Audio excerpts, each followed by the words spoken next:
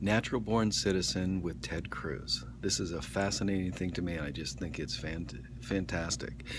Basically, Ted Cruz is a strict constructionist and believes in the original intent and of the Constitution and looks at what did the founding fathers think.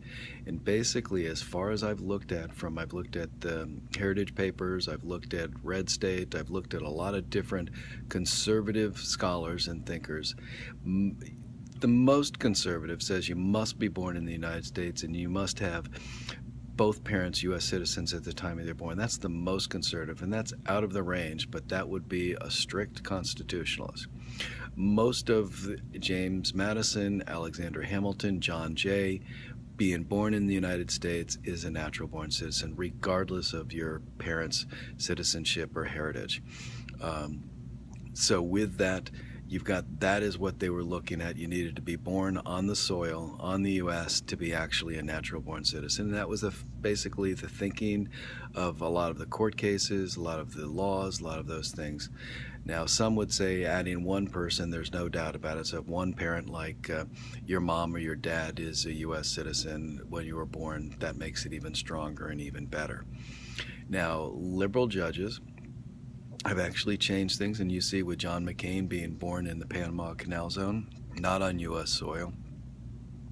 They said, yes, he was a U.S. natural born citizen. You've got a lot of liberal judges that say if you have one parent that's American citizen when you were born, that makes you natural born because you didn't have to go through any paperwork, anything like that.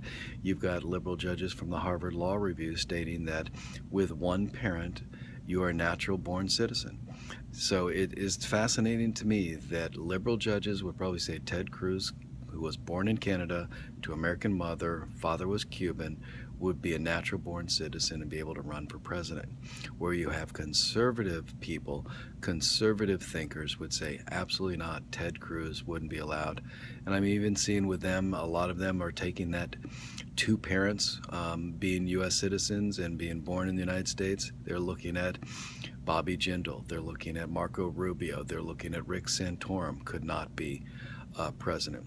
The thing against that, though, is we have 6 presidents, Barack Obama, Chester Arthur, Andrew Jackson, and a couple others that actually only had one parent that was a U.S. citizen that was born in the United States.